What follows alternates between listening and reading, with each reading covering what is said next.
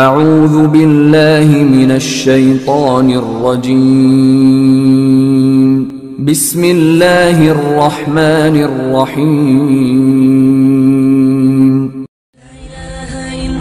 محمد رسول اللہ لا الہ الا اللہ محمد رسول اللہ لا الہ الا اللہ محمد رسول اللہ لا الہ الا اللہ محمد رسول اللہ۔ السلام علیکم ورحمۃ اللہ وبرکاتہ۔ الحمدللہ آج ہم سیرت پاک صلی اللہ علیہ وآلہ وسلم کے 70ویں لیکچر کا آغاز کرنے جا رہے ہیں۔ اس لیکچر میں ہم جو ٹاپک کور کریں گے وہ یہ ہیں: ہجرت کے بعد مسلمانوں کے خلاف قریش کی فتنہ خیزیاں، مسجد حرام کا دروازہ بند کیے جانے کا اعلان، مہاجرین کو قریش کی دھمکی، جنگ کی اجازت، سرایا اور غزوات، غزوہ بدر کبریٰ اسلام کا فیصلہ کن مارکہ، غزوے کا اسباب، بدر کی جانب اسلامی لشکر کی روانگی، جنگ کے لیے اہل مکہ کی تیاری، اسلامی لشکر کے لیے حالات کی نزاکت۔ ان تمام ٹاپکس کو انشاءاللہ آج ہم کور کریں گے۔ لیکچر شروع کرنے سے پہلے میں آپ سے ریکویسٹ کروں گی کہ پلیز چینل کو سبسکرائب کیجئے اور دوسروں کے ساتھ شیئر کیجئے۔ تو چلے لیکچر کا آغاز کرتے ہیں۔ اعوذ باللہ من الشیطان الرجیم، بسم اللہ الرحمن الرحیم۔ اللہم صلی علی محمد وعلی آل محمد کما صلیت علی ابراہیم وعلی آل ابراہیم انک حمید مجید۔ اللہم بارک علی محمد وعلی آل محمد کما بارکت علی ابراہیم وعلی آل ابراہیم انک حمید مجید۔ اللہم فقہنی فی الدین، اللہم مصرف القلوب صرف قلوبنا علی طاعتک، اللہم انفعنی بما علمتنی وعلمنی ما ینفعنی وزدنی علما۔ رب اشرح لی صدری ویسر لی امری واحلل عقدۃ من لسانی یفقہوا قولی، رب زدنی علما۔ السلام علیکم۔ آج ہم الحمدللہ اپنے 17th لیکچر کا آغاز کر رہے ہیں۔ پچھلے تمام لیکچرز میں ہم نے پڑھا تھا کہ کفار مکہ نے مسلمانوں پہ کیسے کیسے ظلم و ستم کے پہاڑ توڑے تھے، اور جب مسلمانوں نے ہجرت شروع کی تو ان کے خلاف کیسی کیسی کاروائیاں کی تھیں۔ اب ہجرت کے بعد مسلمان مدینہ پہنچ گئے، اور مدینہ پہنچ کر ہمارے پیارے نبی صلی اللہ علیہ وسلم وہاں کے معاملات مرتب فرما رہے تھے، زندگی کے مختلف گوشوں کی تنظیم کر رہے تھے، اور یہ توقع کر رہے تھے کہ وہاں آپ کو اور مسلمانوں کو کسی کشمکش اور ٹکراؤ کے بغیر اپنے دین پر عمل کرنے کے لیے ایک پرامن ماحول میسر آئے گا۔ لیکن قریش کی حماقت کا سلسلہ بند نہ ہوا، اور وہ اپنی ستم رانیوں سے باز نہ آئے، بلکہ یہ دیکھ کر ان کا جوش غضب اور بھڑک اٹھا کہ مسلمان ان کی گرفت سے چھوٹ نکلے ہیں اور انہیں مدینے میں ایک پرامن جائے قرار مل گئی ہے۔ چنانچہ انہوں نے کیا کیا، اب آپ دیکھیے ذرا کہ یعنی مدینہ پہنچ گئے ہیں مسلمان، اور ان سے تو نکل چکے ہیں، اب چھوڑ دیں، لیکن نہیں، وہاں مدینہ میں بھی مسلمانوں کو سکون سے نہیں رہنے دے رہے۔ اب کیا کیا انہوں نے کہ انہوں نے عبداللہ بن نبی کو، جو ابھی تک کھلم کھلا مشرک تھا، ہم نے لاسٹ ٹائم اس کے بارے میں بتایا تھا نا، عبداللہ بن نبی کے بارے میں، تو وہ جو کھلم کھلا مشرک تھا، اور اس کو نا ایک انہوں نے نا خط لکھا، دھمکی آمیز خط لکھا نا، کیونکہ وہ اسے انصار کا سردار مانتے تھے، کیونکہ انصار اس کی سربراہی پر متفق ہو چکے تھے نا، اور اگر اسی دوران ہمارے پیارے نبی صلی اللہ علیہ وسلم کی تشریف آوری نہ ہوئی ہوتی تو انصار کے لوگ، وہاں مدینہ کے لوگ اس کو بادشاہ بھی بنا لیے ہوتے۔ تو مشرکین نے نا اس خط میں نا عبداللہ بن نبی کو، یعنی مکہ کے مشرکین نے عبداللہ بن نبی کو اور اس کے مشرک رفقا کو مخاطب کرتے ہوئے دو ٹوک لفظوں میں لکھا۔ کیا لکھا ذرا غور سے سنیے گا۔ انہوں نے لکھا کہ آپ لوگوں نے ہمارے آدمی کو پناہ دے رکھی ہے، اس لیے ہم اللہ کی قسم کھا کے کہتے ہیں کہ یا تو آپ لوگ اس سے لڑائی کیجیے یا اسے نکال دیجیے، یا پھر ہم اپنی پوری جمعیت کے ساتھ آپ لوگوں پہ یورش کر کے آپ کے سارے مردان جنگی کو قتل کر دیں گے اور آپ کی عورتوں کی حرمت پامال کر ڈالیں گے۔ خاصی سخت قسم کی دھمکی بھیجی تھی مکہ کے جو ہے نا مشرکین نے نا۔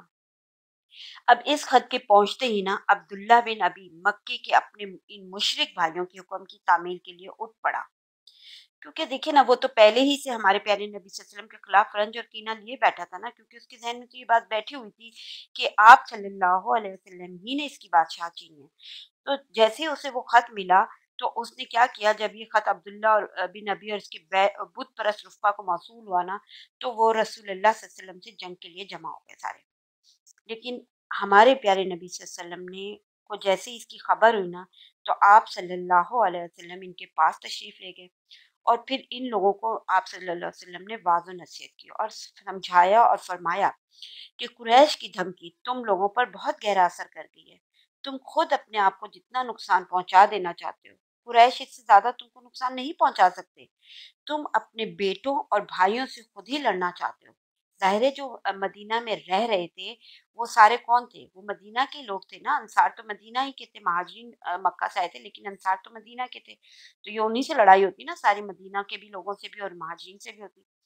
تو ہمارے پیارے نبی صلی اللہ علیہ وسلم نے سمجھایا کہ تم اپنے بیٹوں اور بھائیوں سے خود ہی لڑنا چاہتے ہو۔ تو ہمارے پیارے نبی صلی اللہ علیہ وسلم کی یہ بات سن کر نا پھر لوگ بکھر گئے تھے۔ اچھا، اس وقت تو عبداللہ بن نبی بھی نا جنگ کے ارادے سے باز آ گیا، کیونکہ اس کے ساتھ ہی ڈھیلے پڑ گئے تھے، یا بات ان کی سمجھ میں آ گئی تھی یوں کہہ لیں۔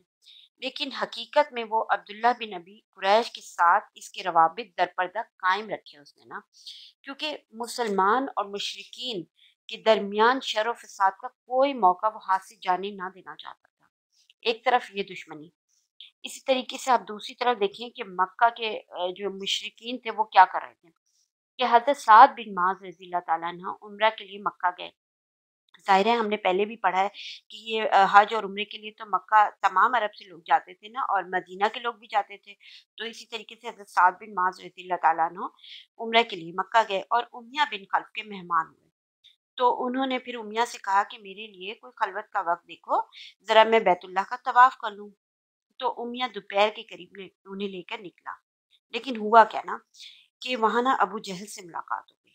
اس نے امیہ کو مخاطب کر کے کہا، ابو سفیان تمہارے ساتھ یہ کون ہے؟ تو امیہ نے کہا یہ سعد ہیں۔ تو ابو جہل نے پھر سعد رضی اللہ تعالیٰ عنہ کو مخاطب کرا اور ان سے کہا کہ اچھا، میں دیکھ رہا ہوں کہ تم بڑے امن اور اطمینان سے طواف کر رہے ہو، حالانکہ تم لوگوں نے بے دینوں کو پناہ دے رکھی ہے اور یہ زوم بھی رکھتے ہو کہ ان کی نصرت و اعانت بھی کرو گے، اور دھمکی دی، کہنے لگا کہ سنو اللہ کی قسم، اگر تم ابو سفیان کے ساتھ نہ ہوتے تو اپنے گھر سلامت پلٹ کر نہ جا سکتے تھے۔ بہرحال اس وقت حضرت سعد رضی اللہ تعالیٰ عنہ نے بھی پھر بلند آواز میں کہا تھا کہ سنو اللہ کی قسم، اگر تم نے مجھ کو اس سے روکا تو میں تمہیں ایسی چیز سے روک دوں گا جو تم پر اس سے زیادہ گراں ہوگی۔ کون سی چیز تھی وہ؟ یعنی اہل مدینہ کے پاس سے گزرنے والا تمہارا تجارتی راستہ، کیونکہ مدینہ سے گزر کے شام کی طرف جاتے تھے نا تجارت کے سلسلے میں۔ تو آپ اگر یہ ذرا سا غور کریں نا، تو یہ مسلمانوں کو مسجد حرام سے روکنے کا اعلان تھا، اور اس کا بھی اعلان تھا کہ اگر وہ قریش کی حدود میں پائے گئے تو انہیں قتل کر دیا جائے گا۔ پھر یہی نہیں کیا تھا انہوں نے، بلکہ قریش نے مسلمانوں کو پھر کہلا بھی بھیجا تھا کہ تم مغرور نہ ہونا کہ مکہ سے صاف بچ کر نکل آئے ہو، ہم یثرب بھی پہنچ کر تمہارا ستیہ ناش کر دیتے ہیں۔ اب قریش کے تعلقات جہاں پہ عبداللہ بن نبی جیسے شخص کے ساتھ تھے، وہاں پہ قریش کے تعلقات یثرب کے یہود سے بھی تھے وہاں پہ نا۔ اور یہود تو ہم نے پیچھے پڑھا کہ وہ کرتے کیا تھے کہ وہ اوس اور خزرج جو یثرب کے باشندے تھے، ان کے درمیان جو پرانی دشمنی اور دفن شدہ کینے تھے نا، وہ کھیڑتے رہتے تھے، انہیں ایک دوسرے کے خلاف بھڑکانے اور دنگا فساد پیدا کرنے کی کوشش میں مستقل لگے رہتے تھے۔ تو یوں اگر آپ ذرا سا اس سارے اس کو دیکھیں تو مدینے میں نا اندر اور باہر دونوں طرف سے مسلمانوں کو خطرات نے گھیر لیا تھا، بلکہ بات یہاں تک جا پہنچی تھی کہ صحابہ کرام رضی اللہ تعالیٰ عنہ ہتھیار لے کر سوتے تھے اور ہتھیار کے ساتھ ہی صبح کرتے تھے، اور ہمارے پیارے نبی صلی اللہ علیہ وسلم یا تو جاگ کر رات گزارتے تھے یا پھر صحابہ کرام رضی اللہ تعالیٰ عنہ کے پہرے میں سوتے تھے۔ اب اس کے بارے میں نا ایک صحیح بخاری میں بھی آتا ہے نا، بخاری اور مسلم دونوں میں ہے، حضرت عائشہ رضی اللہ تعالیٰ عنہ سے مروی ہے کہ مدینہ آنے کے بعد حضرت عائشہ رضی اللہ عنہ فرماتی ہیں کہ مدینہ آنے کے بعد ایک رات ہمارے پیارے نبی صلی اللہ علیہ وسلم جاگ رہے تھے نا کہ اور فرما رہے تھے کہ کاش آج میرے صحابہ میں سے کوئی صالح آدمی میرے یہاں پہرا دیتا، یعنی ان کی خواہش ہو رہی تھی کہ رات میں جاگ رہے ہیں تو نیند کا عالم ہوگا، تو خواہش ہو رہی تھی۔ تو کہتی ہیں حضرت عائشہ رضی اللہ تعالیٰ عنہ فرماتی ہیں کہ ابھی ہم اسی حالت میں تھے کہ ہمیں ہتھیار کی جھنکار سنائی پڑی، آپ صلی اللہ علیہ وسلم نے فرمایا کون ہے؟ تو جواب آیا سعد بن ابی وقاص۔ فرمایا کیسے آنا ہوا؟ تو بولے میرے دل میں آپ صلی اللہ علیہ وآلہ وسلم کے متعلق خطرے کا اندیشہ ہوا، تو آپ صلی اللہ علیہ وسلم کی یہاں پہرا دینے آ گیا۔ اس پر ہمارے پیارے نبی صلی اللہ علیہ وسلم نے انہیں دعا دی تھی، پھر سو گئے تھے۔ یہ تھی محبت۔ کیونکہ آپ دیکھیں نا، کبھی اکثر ہم لوگوں کے ساتھ بھی ایسا ہوتا ہے نا کہ کسی کی محبت ہوتی ہے انسان کے دل میں، تو وہ یاد کہیں کر رہا ہوتا ہے اور دل کو فیلنگ آتی ہے اس چیز کی۔ تو یہ ہمارے پیارے نبی صلی اللہ علیہ وسلم بھی ابھی یہ فرما ہی رہے ہیں، اور وہ حضرت سعد بن وقاص وہاں پہنچ گئے۔ اچھا، اب یہ بھی یاد رکھیں کہ یہ پہرے کا یہ انتظام نا بعض راتوں کے ساتھ ہی مخصوص نہیں تھا، بلکہ مسلسل اور دائمی تھا۔ چنانچہ حضرت عائشہ رضی اللہ تعالیٰ عنہا سے یہ مروی ہے کہ رات کو نا رسول اللہ صلی اللہ علیہ وسلم کے لیے پہرا دیا جاتا تھا، یہاں تک کہ آیت نازل ہوئی۔ کون سی آیت نازل ہوئی؟ سورہ مائدہ کی آیت نمبر 67 نازل ہوئی۔ واللہ یعصمک من الناس، اللہ آپ کو لوگوں سے محفوظ رکھے گا۔ تب ہمارے پیارے نبی صلی اللہ علیہ وسلم نے فرمایا تھا لوگوں واپس جاؤ، اللہ عز و جل نے مجھے محفوظ کر دیا ہے۔ پھر آپ ایک اور چیز دیکھیں تو یہ خطرہ صرف ہمارے پیارے نبی صلی اللہ علیہ وسلم کی ذات تک محدود نہیں تھا، بلکہ سارے ہی مسلمانوں کو لاحق تھا۔ چنانچہ حضرت ابی بن کعب رضی اللہ تعالیٰ عنہ سے مروی ہے نا کہ جب رسول اللہ صلی اللہ علیہ وسلم اور آپ کے رفقہ کرام مدینہ تشریف لائے اور انصار نے انہیں اپنے یہاں پناہ دی، تو سارا عرب ان کے خلاف متحد ہو گیا۔ چنانچہ یہ لوگ نہ ہتھیار کے بغیر رات گزارتے تھے، نہ ہتھیار کے بغیر صبح کرتے تھے۔ اب دیکھیں ان پرخطر حالات میں نا جو مدینہ میں مسلمانوں کے وجود کے لیے چیلنج بنے ہوئے تھے، اور جن سے عیاں تھا کہ قریش کسی طرح ہوش کے ناخن لینے اور اپنی نافرمانیوں، گستاخیوں، بدتمیزیوں سے باز آنے کے لیے تیار نہیں ہے، اللہ تعالیٰ نے نا پھر اس موقع پر اللہ تعالیٰ نے مسلمانوں کو پھر جنگ کی آزادی دی، لیکن اسے فرض قرار نہیں دیا تھا۔ یعنی اس موقع پہ اللہ تعالیٰ نے جنگ کی آزادی دے دی تھی، جنگ کرنے کی اجازت دے دی تھی، لیکن فرض کے درجے میں نہیں آئی تھی۔ تو اس موقع پر جو اللہ تعالیٰ کا جو ارشاد نازل ہوا تھا وہ سورہ حج کی ہے، آیت نمبر 39۔ تو اللہ تعالیٰ نے آیت نمبر 39 سورہ حج میں کیا ارشاد فرمایا ہے کہ جن لوگوں سے جنگ کی جا رہی ہے انہیں بھی جنگ کی اجازت دی گئی، کیونکہ وہ مظلوم ہیں اور یقیناً اللہ ان کی مدد پر قادر ہے۔ تو یوں مسلمانوں کو جنگ کی اجازت مل گئی۔ اچھا، لیکن اس آیت کی جو ضمن میں نا مزید چند آیتیں بھی نازل ہوئی تھی، اور جن میں یہ بھی بتایا گیا کہ یہ اجازت محض جنگ برائے جنگ کے طور پہ نہیں ہے، بلکہ اس کا مقصد کیا ہے؟ اس سے مقصود باطل کے خاتمے اور اللہ کے شعائر کا قیام ہے۔ دیکھیں سورہ حج میں نا آیت نمبر 41 ہے آگے، وہ اس کے بعد نازل ہوئی تھی، تو اس میں یہ فرمایا گیا ہے کہ جنہیں ہم اگر زمین میں اقتدار سونپ دیں تو وہ نماز قائم کریں گے، زکوٰۃ ادا کریں گے، بھلائی کا حکم دیں گے اور برائی سے روکیں گے۔ یعنی یہ جو جنگ کی اجازت ملی ہے اس کے ساتھ ہی اللہ تعالیٰ نے یہ بتا دیا کہ انہیں زمین میں اقتدار ملے گا، اور اقتدار ملنے کے ساتھ ہی وہ لوگ اقتدار ملنے پہ کیا کریں گے؟ اترائیں گے نہیں، بلکہ وہ کیا کریں گے؟ وہ نماز قائم کریں گے، زکوٰۃ ادا کریں گے، بھلائی کا حکم دیں گے اور برائی سے روکیں گے۔ ٹھیک، اب یہ دیکھیں، اب یہاں پہ یہ جنگ کی اجازت مل گئی۔ اب قتال کی یہ جو اجازت ہے نا، یہ پہل تو قریش تک محدود تھی، پھر حالات بدلنے کے ساتھ ساتھ نا اس میں تبدیلی آئی۔ اب یہ تھوڑا سا آگے کے واقعات کا ذکر کرنے سے پہلے نا اس کے مختلف مراحل بیان کرتی ہوں نا۔ دیکھیے پہلا مرحلہ یہ تھا کہ قریش کو برسری جنگ شمار کیا جائے، کیونکہ انہوں نے ظلم کا آغاز کیا تھا نا، لہٰذا مسلمانوں کو حق پہنچتا تھا کہ ان سے لڑیں اور ان کے اموال ضبط کر لیں۔ پھر دوسرا مرحلے میں کیا تھا؟ غیر قریش میں سے وہ فریق جس نے قریش کا ساتھ دیا، ان سے اتحاد کیا، یا جس نے بذات خود مسلمانوں پہ ظلم و تعدی کی، ان سے جنگ کرنا۔ پھر تیسرا مرحلہ ان یہود کے ساتھ رسول اللہ صلی اللہ علیہ وسلم کا جن کے ساتھ عہد تھا مگر انہوں نے خیانت کی اور مشرکین کا ساتھ دیا، ایسے یہود کے عہد پیما کو ان کے منہ پر دے مارنا اور ان سے جنگ کرنا۔ پھر چوتھا مرحلہ اہل کتاب یعنی مثلا نصارہ میں سے جنہوں نے مسلمانوں کے ساتھ عداوت کا آغاز کیا، مد مقابل ہے ان سے جنگ کرنا، یہاں تک کہ وہ چھوٹے بن کر اپنے ہاتھ سے جزیہ ادا کریں۔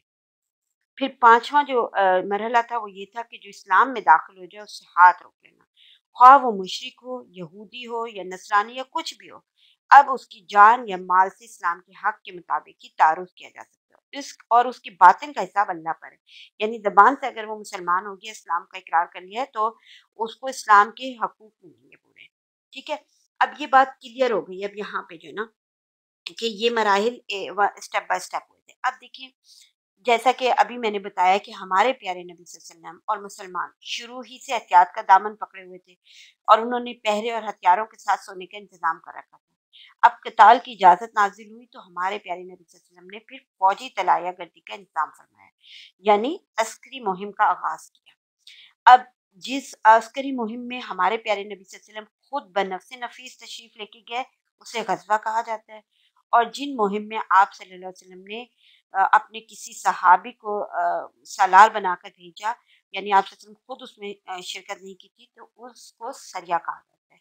ٹھیک ہے، اب اس طریقے سے طلائع گردی کی شکل میں فوجی دستے گشت کرنے لگے۔ اب ان کی کچھ مقاصد تھے، ایسے ہی گشت نہیں کر رہے تھے، اب ان کی 4 اہم مقاصد تھے اور یہ آپ کو سمجھنا بہت ضروری ہے، اس پہ بہت غور کیجیے گا کیونکہ یہی مقاصد تھے جس کی بیس آگے سارا چل رہا ہے نا۔ اب وہ 4 مقاصد کیا تھے دیکھیں گے، کیوں جو ہے نا عسکری مہم کا ہمارے پیارے نبی نے آغاز کیا اور ان کی 4 مین مقاصد کیا ہیں۔ نمبر 1، مدینہ کے گرد و پیش کے راستوں پر عموماً اور مکہ کے راستوں پر خصوصاً نظر رکھی جائے اور اس کے احوال کا پتہ لگایا جاتا رہے۔ یہ مین مقصد ہے، نمبر 1 مقصد۔ اب یہ کیوں کیا کر رہے ہیں؟ تاکہ ایسا نہ ہو کہ دشمن مسلمانوں پر دھوکے سے ٹوٹ پڑیں، کیونکہ خاص کر مکہ کے جو لوگ تھے مشرکین، وہ بہت بڑے دشمن بنے ہوئے تھے نا، تو اس لیے۔ نمبر 2، قریش کے قافلوں پر دباؤ ڈالنا تاکہ انہیں اپنی تجارت اور جان و مال کے لیے خطرے کا احساس ہو جائے، اپنے اقتصاد اسباب معیشت کو خطرے میں دیکھ کر صلح کی طرف مائل ہو جائیں، اور مسلمانوں کے گھروں میں گھس کر ان کے خاتمے کے جو عزائم رکھتے ہیں نا اور اللہ کی راہ میں جو رکاوٹیں کھڑی کر رہے ہیں، ان سب سے وہ پھر کیا کریں؟ باز آ جائیں۔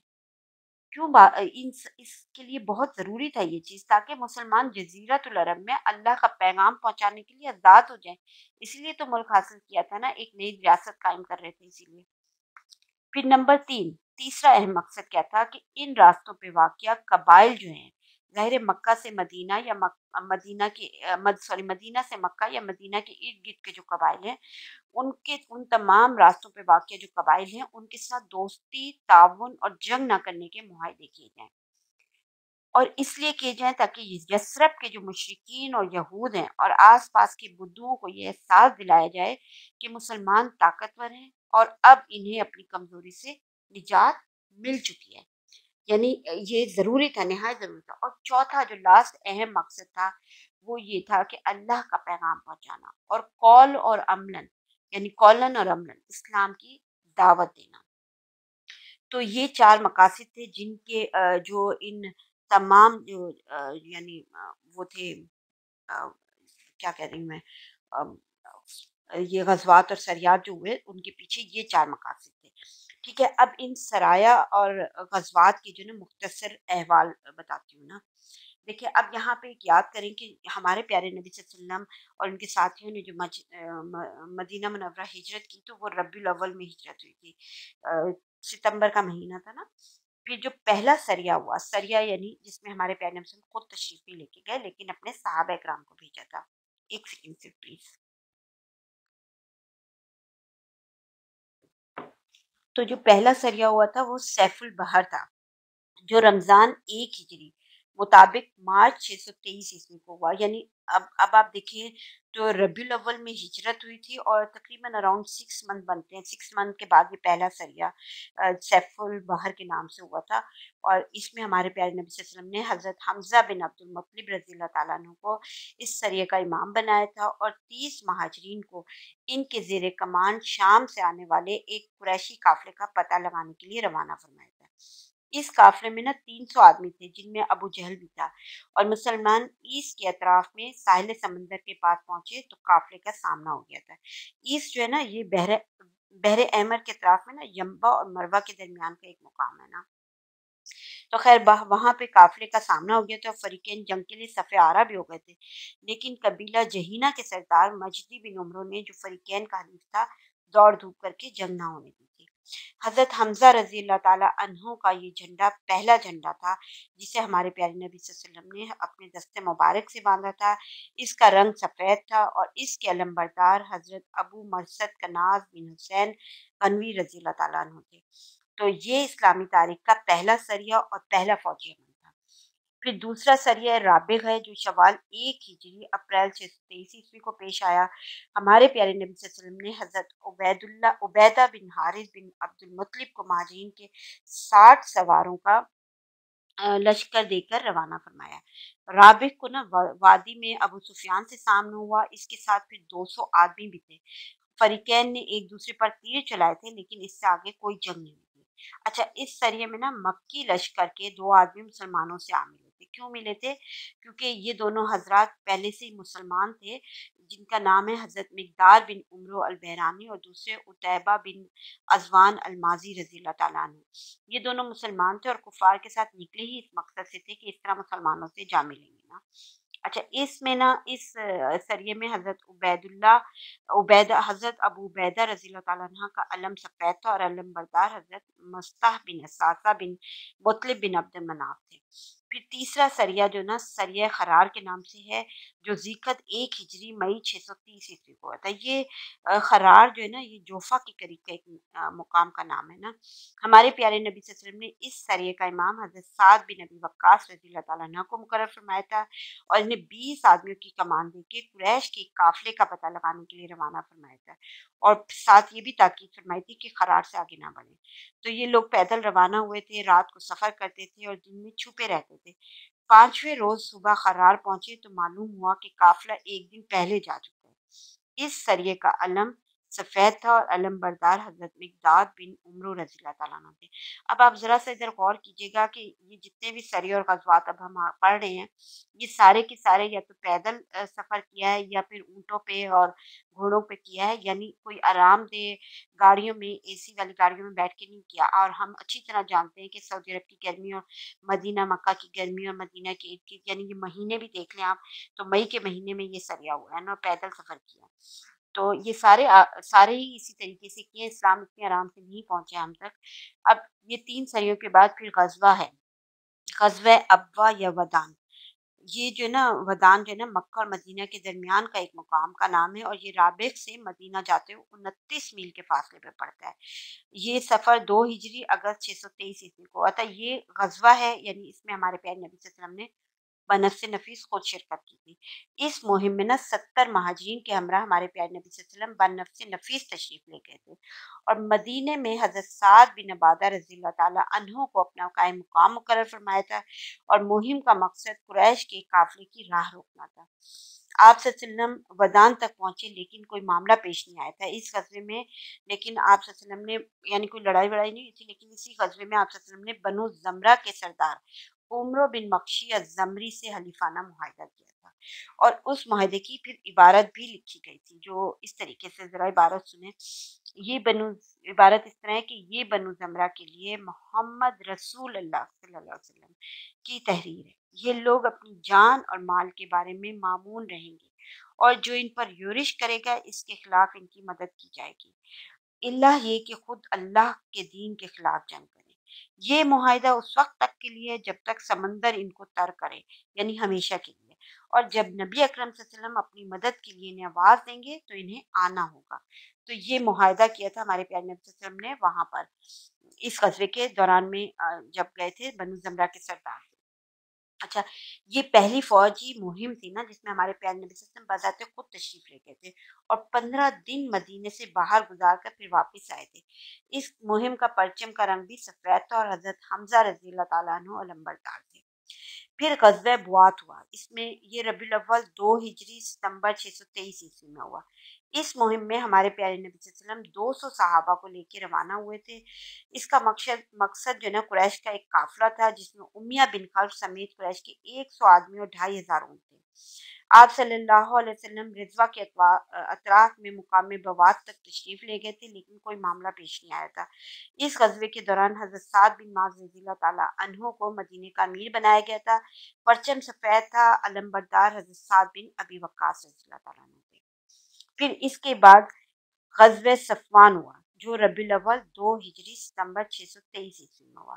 اچھا، اس غزوے کی وجہ کیا تھی؟ اس غزوے کی وجہ یہ تھی کہ قرظ بن جابر فہری نے مشرکین کی ایک مختصر سی فوج کے ساتھ مدینے کی چراگاہ پر چھاپا مارا اور کچھ مویشی لوٹ لیے تھے۔ तो हमारे प्यारे नबी सल्लल्लाहु अलैहि वसल्लम ने 70 सहाबा के हमरा इसका ताक़ुब किया और बदर के अतराफ में वाक़या वादी सफ़वान तक तशरीफ ले गए। कर्ज और इसके साथियों को ना पा सके थे, किसी टकराव के बगैर वापस आ गए थे। इस गज़वे को बाज़ लोग गज़वा बदर ओला भी कहते हैं, यानी पहला गज़वा बदर। इस गज़वे के दौरान मदीने की इमारत ज़ैद बिन हारिसा को सौंपी गई थी और अलम सफ़ेद था, अलमबरदार हज़रत अली रज़ियल्लाहु ताला अन्हु। फिर इसके बाद जो है ना, यानी फोर्थ जो गज़वा है वो ज़ी अशरा यानी जमादुल अव्वल और जमादुल अखरा 2 हिजरी नवंबर दिसंबर 623 ईस्वी को पेश आया था। अच्छा, इस मुहिम में ना हमारे प्यारे नबी सल्लल्लाहु अलैहि वसल्लम के हमरा 150 या 200 महाजिन थे, लेकिन आप सल्लल्लाहु अलैहि वसल्लम ने किसी को भी रवानगी पे मजबूर नहीं किया था। सवारी के लिए क्या थे, सिर्फ 30 ऊँट थे, इसलिए लोग बारी बारी सवार होते थे। मकसद क्या था कि कुरैश का एक काफिला था जो मुल्क शाम जा रहा था और मालूम हुआ था कि ये मक्का से चल चुका है। इस काफिले में ना खासा माल था, तो आप सल्लम जुल अशीरा तक पहुंचे थे।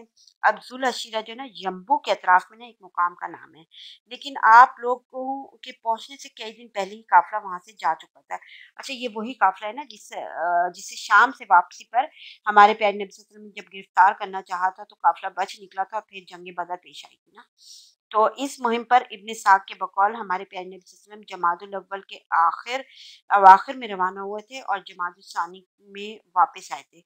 और यही वजह है कि इस गज़वे के महीने के ना तायुन में अहले सीर का इख्तिलाफ भी है ना। अच्छा, इस गज़वे में हमारे प्यारे नबी सल्लल्लाहु अलैहि वसल्लम ने बनु मदलज और उनके हलीफ बनु ज़मरा से अदम जंग का मुआहिदा भी किया था। अय्याम सफ़र में मदीना की सरबराही का काम ना हज़रत अबू सलमा बिन अब्दुल असद मखज़ूमी रज़ियल्लाहु ताला अन्हु ने अंजाम दिया था और इस दफ़ा भी परचम ना सफ़ेद रंग का था और अलंबरदार हज़रत हमज़ा रज़ियल्लाहु ताला अन्हु। ठीक है, अब एक सरिया पेश आया था जो कि बड़ा अहम है, सरिया नखला। ये इसके बाद पेश आया था और इसी सरिये की वजह से आगे सारे मामलात चेंज हुए थे, पूरे हालात। अब देखें, सरिया नखला जो था ना, रजब 2 हिजरी जनवरी 624 ईस्वी को पेश आया था। इस मुहिम में ना हमारे प्यारे नबी सल्लल्लाहु अलैहि वसल्लम ने हज़रत अब्दुल्ला बिन जहश रज़ियल्लाहु ताला अन्हु की सरगर्दगी में 12 महाजिन का एक दस्ता रवाना फरमाया था। हर 2 आदमियों के लिए एक ऊँट था जिस पर बारी-बारी दोनों सवार होते थे। यानी ये सरिया था, यानी हमारे प्यारे नबी खुद नहीं तशरीफ लेके गए थे, बल्कि हज़रत अब्दुल्ला बिन जहश की सरकर्दगी में ये लोग गए थे और सिर्फ 12 महाजिन थे। यानी 12 महाजिन थे और हर 2 आदमी के लिए एक ऊँट था, इसका मतलब है 6 ऊँट थे सिर्फ, है ना। दस्ते के अमीर को ना हमारे प्यारे नबी सल्लल्लाहु अलैहि वसल्लम ने एक तहरीर लिख कर दी और हिदायत फरमाई थी कि 2 दिन सफ़र कर लेने के बाद ही इसे देखेंगे। चुनाचे 2 दिन के बाद हज़रत अब्दुल्ला ने ना तहरीर देखी, तो इसमें दर्ज था। इसमें क्या दर्ज था, ज़रा सुनिए।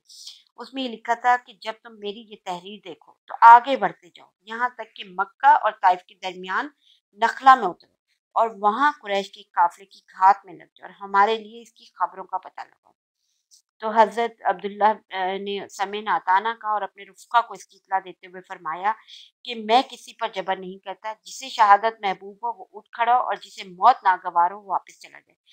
इस तरह के अल्फ़ाज़ क्यों कहे थे उन्होंने? क्योंकि क्या है, आप ज़रा गौर करें ना कि ये जो सरिया हुआ था, ये ताइफ़ और मक्का के दरमियान जो नखला का मुकाम है, यानी आप ये देखिए कि मक्का के लोग तो वैसे ही तैयार थे मुसलमानों को मारने के लिए, वो तो कत्ल करने के लिए तैयार बैठे हुए थे और ये उन्हीं के इलाके में जाके, यानी उनके काफ़िले को के बारे में मालूमात लेना और उनके इलाके में पहुँचना, तो जान हथेली पे रख के पहुँचने वाली बात हुई ना। तो इसीलिए हज़रत अब्दुल्ला ने कहा था कि मैं किसी पर जबर नहीं करता, जिसे शहादत महबूब हो वो उठ खड़ा हो और जिसे मौत नागवार हो वापस चला जाए। और उन्होंने कहा कि बाकी रहा मैं तो बहरहाल आगे जाऊँगा। तो इस पर सारे ही रुफ़क़ा खड़े हुए और मंज़िल मक़सूद के लिए चल पड़े। अलबत्ता रास्ते में ना साद बिन अबी वक्कास और उतबा बिन गज़वान रज़ियल्लाहु ताला अन्हु का ऊँट गायब हो गया था, जिस पर ये दोनों बुज़ुर्ग ना बारी-बारी सफ़र कर रहे थे, इसलिए फिर ये दोनों पीछे रह गए थे। अब हज़रत अब्दुल्ला बिन जहश रज़ियल्लाहु ताला अन्हु और इनके साथियों ने ना तवील मुसाफ़त तय की। ज़ाहिर है मदीना से पूरा मक्का का रास्ता काफ़ी लंबा है। तवील मुसाफ़त तय करके नखला में नज़ूल फरमाया। फिर वहाँ से ना कुरैश का एक काफ़िला गुज़रा, जो किशमिश, चमड़े और सामान तिजारत लिए हुए था। अब इन लोगों ने क्या किया कि काफ़िला जब वहाँ से गुज़रा ना, तो काफ़िले पे ना हमला करके ना एक आदमी को कत्ल और 2 को कैद कर लिया और काफ़िले को ना हाँक लाए। तो ये इस्लामी तारीख़ का ना पहला मक़तूल और पहले कैदी थे। یہ واقعہ نا رجب کی آخری تاریخ کو پیش آیا تھا۔ ہمارے پیارے نبی صلی اللہ علیہ وسلم نے ان کی اس حرکت پہ باز پرس کی تھی اور فرمایا تھا کہ میں نے تمہیں حرام مہینے سے جنگ کرنے کا حکم نہیں دیا تھا، اور سامان قافلوں اور قیدیوں کے سلسلے میں کسی بھی طرح کے تصرف سے پھر ہاتھ بھی روک لیا تھا۔ یعنی آپ صلی اللہ علیہ وسلم نے ان کے لائے ہوئے مال غنیمت میں سے بیت المال کا حصہ لینے سے بھی انکار فرما دیا تھا، قیدیوں کو چھوڑ بھی دیا تھا اور مقتول کا خون بہا ادا کر دیا تھا۔ دراصل دیکھیں یہ کاروائی نا ایسے وقت ہوئی تھی جبکہ رجب ختم اور شعبان شروع ہو رہا تھا، تو یہ امر مشتبہ تھا کہ آیا حملہ رجب میں ہوا ہے یا نہیں۔ یعنی رجب کیونکہ حرام مہینوں میں سے ایک مہینہ ہے نا۔ حرام مہینے کون کون سے ہیں؟ 3 تو لگاتار ہے نا۔ کون کون سے ہیں 3 لگاتار مہینے؟ رجب و ذیقعد، ذی الحج، محرم، اور چوتھا حرام مہینہ رجب کا ہے۔ تو اس حادثے سے نا مشرکین کو بڑا مشرکین نے بڑا اس پہ پروپیگنڈا کیا۔ تو ان کو کیونکہ اس کا موقع مل گیا تھا پروپیگنڈے کا کہ مسلمانوں نے نا اللہ کے حرام کے مہینے کو حلال کر لیا ہے۔ چنانچہ بڑی چہمہ گوئیاں ہوئی، اتنی زیادہ اس پہ باتیں ان لوگوں نے اٹھائی اور اتنا شور ہنگامہ کیا کہ اللہ تعالیٰ نے وحی کے ذریعے اس پروپیگنڈے کی کلئی کھولی اور بتلایا کہ مشرکین جو کر رہے ہیں وہ مسلمانوں کی حرکت سے بدرجہ زیادہ بڑا جرم ہے۔ اب کیا فرمایا تھا اللہ تعالیٰ نے؟ ایک سیکنڈ سے نا دیکھیے، سورہ بقرہ کی ہے آیت نمبر 217۔ اس میں اللہ تعالیٰ ارشاد فرما رہے ہیں، سنیے گا۔ لوگ تم سے حرام مہینے میں قتال کے متعلق دریافت کرتے ہیں، کہہ دو اس میں جنگ کرنا بڑا گناہ ہے، اللہ کی راہ سے روکنا اور اللہ کے ساتھ کفر کرنا، مسجد حرام سے روکنا اور اس کے باشندوں کو وہاں سے نکالنا، یہ سب اللہ کے نزدیک اور زیادہ بڑا جرم ہے۔ کلیئر الفاظ ہیں۔ اور آگے کیا کہہ رہے ہیں؟ اور فتنہ قتل سے بڑھ کر ہے۔ یہ بہت اہم بات ہے، فتنہ قتل سے بڑھ کر ہے۔ تو دیکھیں اس وحی نے صراحت کر دی یہاں پہ کہ لڑنے والے مسلمانوں کی سیرت کے بارے میں مشرکین نے جو شور برپا کر رکھا تھا نا، اس کی کوئی گنجائش نہیں، کیونکہ قریش اسلام کے خلاف لڑائی میں مسلمانوں پر ظلم و ستم لانے میں ساری حرکتیں حرمتیں پامال کر چکے ہیں نا۔ کیا جب ہجرت کرنے والے مسلمانوں کا مال چھینا گیا، پیغمبر کو قتل کرنے کا فیصلہ کیا گیا، تو یہ واقعہ شہر حرام سے باہر کہیں اور کا تھا؟ مکہ کا تھا نا۔ پھر کیا وجہ ہے کہ ابھی نورمات کا تقدس اچانک پلٹ آیا اور ان کا چاک کرنا باعث شرم و عار ہو گیا؟ یقیناً مشرکین نے پروپیگنڈے کا جو طوفان برپا کر رکھا ہے وہ کھلی ہوئی بے حیائی اور سری بے شرمی پر مبنی ہے۔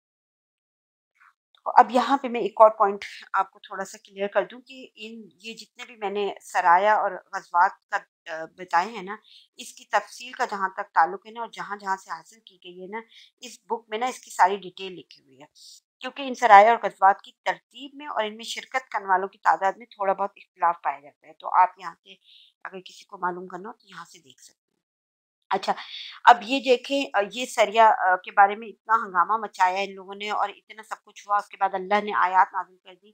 تو دوسری طرف اگر آپ دیکھیں نا تو ادھر سریا عبداللہ بن جہش کے اس واقعے کے بعد نا مشرکین کا جو خوف تھا نا وہ اب حقیقت بن گیا تھا نا، اور انہیں معلوم ہو گیا کہ مدینے کی قیادت نا انتہائی بیدار مغز ہے اور ان کی ایک ایک تجارتی نقل و حرکت پر نظر رکھتی ہے۔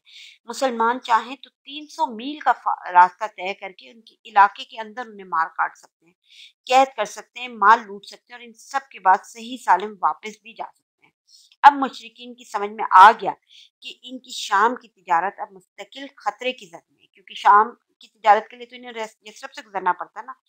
لیکن ان سب چیزوں کے باوجود اپنی حماقت سے باز نہیں آئے، اور حماقت سے نہ صرف باز نہیں آئے بلکہ صلح صفائی کی راہ اختیار کرنے کے بجائے اپنی جذبہ غیظ و غضب اور جوش بغض اور عداوت میں کچھ اور بھی آگے بڑھ گئے، اور اپنی اس دھمکی کو کہ عملی جامہ پہنانے کا فیصلہ کر لیا کہ مسلمانوں کے گھروں میں گھس کر ان کا صفایا کر دیا جائے گا۔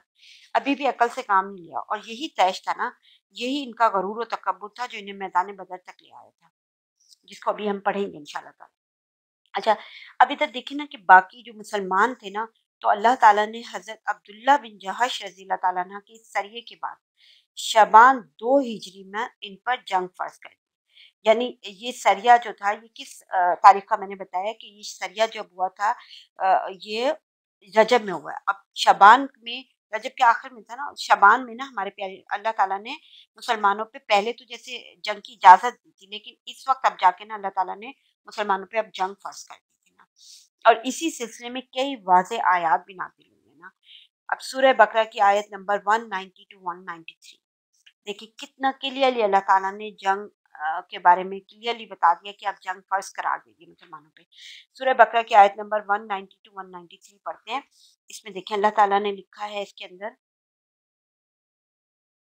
اللہ کی راہ میں ان سے جنگ کرو جو تم سے جنگ کرتے ہیں، اور حد سے آگے نہ بڑھو، یقیناً اللہ حد سے آگے بڑھنے والوں کو پسند نہیں کرتا، اور انہیں جہاں پاؤ قتل کرو، جہاں سے انہوں نے تمہیں نکالا ہے وہاں سے تم بھی انہیں نکال دو، اور فتنہ قتل سے زیادہ سخت ہے، اور ان سے مسجد حرام کے پاس قتال نہ کرو یہاں تک کہ وہ تم سے مسجد حرام میں قتال کریں، بس اگر وہ وہاں قتال کریں تو تم بھی وہاں انہیں قتل کرو، کافروں کی جزا ایسی ہی ہے، بس اگر وہ باز آ جائیں تو بے شک اللہ غفور رحیم ہے، ان سے لڑائی کرو یہاں تک کہ فتنہ نہ رہے اللہ اور دین اللہ کے لیے ہو جائے، بس اگر وہ باز آ جائیں تو کوئی تعدی نہیں مگر ظالموں ہی پر، یعنی فتنہ بڑا گناہ ہے، اور اللہ تعالیٰ کلیئرلی اس کے لیے اجازت دے رہے ہیں کہ جنگ کرو تاکہ فتنہ ختم ہو جائے، اگر وہ باز آ جائیں تو اللہ غفور رحیم، اللہ معاف کر دے گا۔ لیکن اچھا اس کے بعد دیکھیں آپ کہ یہ جو چیز ہے نا، یعنی جنگ کی جو اجازت مل گئی، اس کے فوراً ہی بعد جلد ہی دوسری نوع کی آیات بھی نازل ہوئی اور جس میں جنگ کا طریقہ سکھایا گیا، اس کی ترغیب دی گئی اور بعض احکامات بھی بیان کیے گئے۔ یہ بھی بڑی امپورٹنٹ آیات ہیں۔ سورہ محمد کی آیت نمبر 4 to 7 نازل ہوئی تھی، اور 4 to 7 سورہ محمد کی آیت، اس کا بھی ترجمہ ذرا غور سے سنیے گا۔ دیکھیں اب اس میں کیسے اللہ تعالیٰ کلیئرلی بتا رہے ہیں کہ جنگ کس طریقے سے کرنی ہے، اس کا طریقہ سکھایا ہے، اس کی ترغیب کے لیے بھی ابھارا گیا ہے، پھر احکامات بھی بیان کیے ہیں۔ سورہ محمد آیت نمبر 4 to 7، بس جب تم لوگ کفر کرنے والوں سے ٹکراؤ تو گردنیں مارو یہاں تک کہ جب انہیں اچھی طرح کچل لو تو جکڑ کر باندھو، اس کے بعد یا تو احسان کرو یا فدیہ لو، یہاں تک کہ لڑائی اپنے ہتھیار رکھ دے۔ پورے طریقہ سکھا دیا اللہ تعالیٰ نے۔ پھر آگے کیا کہہ رہے ہیں، یہ ہے تمہارا کام، اور اگر اللہ چاہتا تو خود ہی ان سے انتقام لے لیتا، لیکن وہ چاہتا ہے کہ تم میں سے بعض کو بعض کے ذریعے آزمائے۔ پھر آگے دیکھیں، اور جو لوگ اللہ کی راہ میں قتل کیے جائیں اللہ ان کے اعمال کو ہرگز رائیگاں نہ کرے گا، اللہ ان کی رہنمائی کرے گا، ان کا حال درست کرے گا، ان کو جنت میں داخل کرے گا جس سے ان کو واقف کر چکا ہے، یعنی یہ ترغیب دی جا رہی ہے۔ پھر آگے، اے اہل ایمان اگر تم نے اللہ کی مدد کی تو اللہ تمہاری مدد کرے گا اور تمہارے قدم ثابت رکھے گا، یعنی کھلم کھلا اللہ تعالیٰ نے پوری واضح طور پہ آیات نازل کر کے مسلمانوں کو سب کچھ بتایا۔ اب دیکھیں ان جو احکام جنگ کی یہ جو آیات کی سیاق و سباق کو اگر پہ غور کریں نا تو اس سے کلیئرلی اندازہ ہوتا ہے کہ خون ریز مارکے کا وقت قریب ہی ہے، اور اس میں آخری فتح و نصرت مسلمانوں ہی کو نصیب ہوگی۔ لیکن آپ اس بات پر نظر ڈالیے کہ اللہ تعالیٰ نے کس طرح مسلمانوں کو حکم دیا ہے کہ جہاں سے مشرکین نے تمہیں نکالا ہے اب تم بھی وہاں سے انہیں نکال دو، یعنی کلیئر بتا رہے ہیں اللہ تعالیٰ۔ پھر کس طرح اللہ تعالیٰ نے اس نے قیدیوں کو باندھنے، اللہ تعالیٰ نے قیدیوں کو باندھنے، مخالفین کو کچل کر سلسلہ جنگ کو خاتمے تک پہنچانے کی ہدایت دی ہے، تو جو ایک غالب اور فاتح فوج سے تعلق رکھتی ہے، یعنی کلیئر ہے یہ بات بھی۔ پھر یہ اشارہ تھا نا کہ آخری غلبہ مسلمانوں ہی کو نصیب ہوگا۔ لیکن دیکھیں یہ ساری باتیں پردوں اور اشاروں میں بتائی گئی تاکہ جو شخص جہاد فی سبیل اللہ کے لیے جتنی گرم جوشی رکھتا ہے اس کا عملی مظاہرہ بھی کر سکے نا۔ تو یہ کلیئر یہاں پہ ہو گئے نا۔ اچھا اور اس کے علاوہ ایک اور چیز دیکھیں کہ انہی دنوں یعنی شعبان 2 ہجری فروری 624 عیسوی میں نا اللہ تعالیٰ کا ایک اور حکم نازل ہوا تھا، وہ بھی بڑا اہم ہے کہ قبلہ جو ہے نا بیت المقدس کے بجائے نا خانہ کعبہ کو بنایا جائے اور نماز میں اسی طرف رخ پھیرا جائے۔ اب اس کا فائدہ کیا ہوا تھا؟ اس کا فائدہ یہ ہوا تھا کہ کمزور اور منافق جو یہود تھے نا، جو مسلمانوں کی صف میں محض اضطراب اور انتشار پھیلانے کے لیے داخل ہو گئے تھے نا، اب کھل کر سامنے آ گئے اور مسلمانوں سے علیحدہ ہو کر اپنی اصلی حالت پر واپس چلے گئے۔ تو اس طرح مسلمانوں کی صفیں نا بہت سے غداروں اور خیانت کوشوں سے پاک ہو گئی تھی نا۔ اچھا تحویل قبلہ میں نا ایک اس طرف بھی ایک لطیف سا اشارہ تھا کہ اب نیا دور شروع ہو رہا ہے جو اس قبلے پر یعنی किबला तो मुसलमानों का किबला क्या है, मक्का मुकर्रमा में है ना, हरम पाक, तो यानी जो इस किबले पर मुसलमानों के कब्जे से पहले ख़त्म ना होगा, क्योंकि ये बड़ी अजीब बात होगी ना कि किसी कौम का किबला उसके दुश्मनों के कब्जे में हो, और अगर है तो फिर ज़रूरी है ना कि किसी न किसी दिन उसे आज़ाद कराया जाए।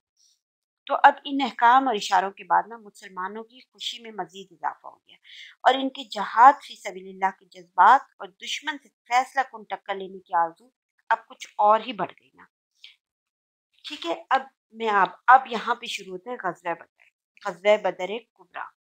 इसको शुरू करते हैं। एक सेकेंड, देखिए अब ये सारे हालात आपने देखे, अब हम देखते हैं ग़ज़वा बदर कुबरा।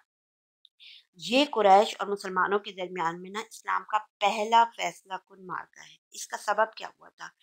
इसका सबब ये हुआ था कि हमारे प्यारे नबी सल्लल्लाहु अलैहि वसल्लम जिस काफिले के लिए जुल अशीरा तशरीफ ले गए थे और जो बचकर शाम चला गया था ना, अभी पढ़ा है ना हमने, तो यही काफिला जब शाम से पलट कर मक्का वापस आने वाला था ना, तो हमारे प्यारे नबी सल्लल्लाहु अलैहि वसल्लम ने तलहा बिन उबैदुल्लाह और साद बिन जैद रज़ियल्लाहु ताला अन्हु को इसके हालात का पता लगाने के लिए शुमाल की जानिब रवाना फरमाया।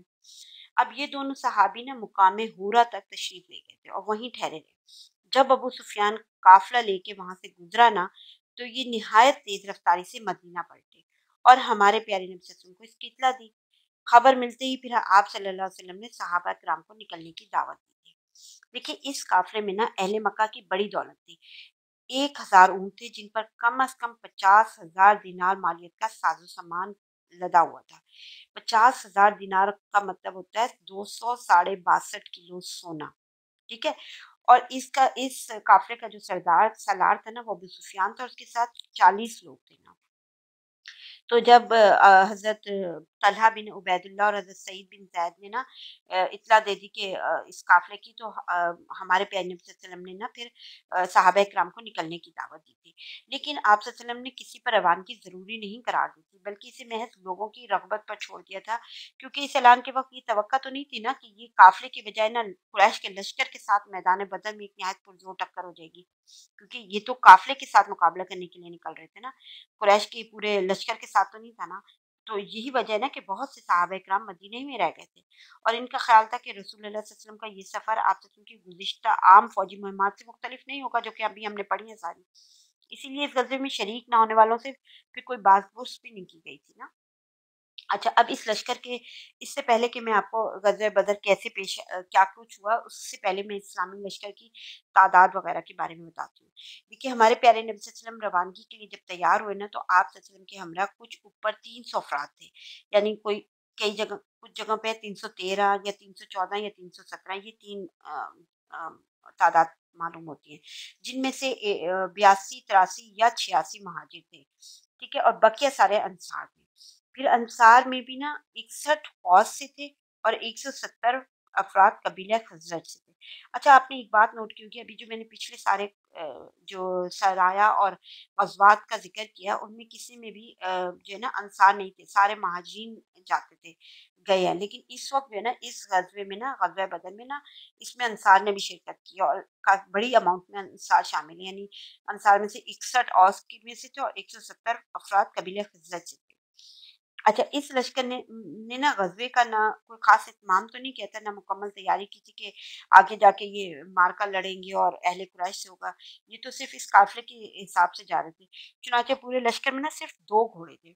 एक हज़रत ज़ुबैर बिन अव्वाम का और दूसरा हज़रत मिक़दाद बिन असवद कंदी का, और 70 ऊँट थे, जिनमें से हर ऊँट पर ना 2 या 3 आदमी ना बारी-बारी सवारी करते थे।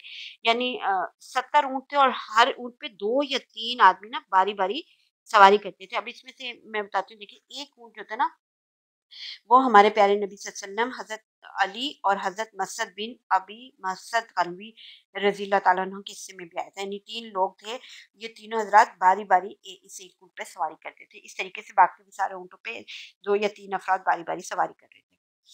अच्छा, अब मदीने का जो इंतज़ाम था ना, और नमाज़ की इमामत, यानी ज़ाहिर है हमारे प्यारे नबी से हम ग़ज़वे के लिए निकल रहे हैं, तो पीछे जो मदीने का इंतज़ाम और नमाज़ की इमामत थी ना, वो पहले पहल तो हज़रत मखतूम रज़ियल्लाहु ताला अन्हु को सौंपी गई थी। लेकिन जब हमारे प्यारे नबी सल्लल्लाहु अलैहि वसल्लम मुक़ाम रोहा तक पहुँचे थे ना, तो आप सल्लल्लाहु अलैहि वसल्लम ने हज़रत अबू लुबाबा बिन अब्दुल मंज़र रज़ियल्लाहु ताला अन्हु को मदीने का मुंतज़िम बनाकर फिर वापस भेज दिया था ना। तो और लश्कर की तंज़ीम फिर आप सल्लल्लाहु अलैहि वसल्लम ने कैसे की थी कि लश्कर की तंजीम इस तरह की गई थी कि एक फौजी दस्ता महाजिरीन का बनाया गया और एक अंसार का।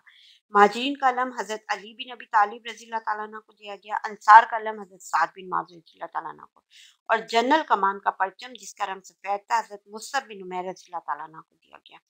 मेमना के अफसर हज़रत ज़ुबैर बिन अवाम रज़ी अल्लाह तआला अन्हु मुकर्रर किए गए और मैसरा के अफसर हज़रत मिक़दाद बिन असवद रज़ी अल्लाह तआला अन्हु।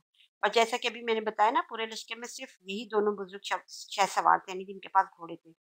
साका की कमान हज़रत कैस बिन अबी सासा के हवाले की गई और सिपह सालार आला की हैसियत से हमारे प्यारे नबी सल्लल्लाहु अलैहि वसल्लम ने लश्कर की कमान खुद संभाली थी। आप ये देखिए कि जैसे हमने बिल्कुल पहले लेक्चर में मैंने बताया था कि हमारे प्यारे नबी सल्लल्लाहु अलैहि वसल्लम न सिर्फ दीनी लिहाज से कायद की हैसियत संभाली, बल्कि फ़ौजी लिहाज से भी आप सल्लल्लाहु अलैहि वसल्लम ने बेहतरीन कायदाना सलाहियत रखते थे। तो अब यहाँ पे देखिए आप सारी आगे पूरे बदर के मुकाम की जंग में देखें और आगे भी सारे उसमें।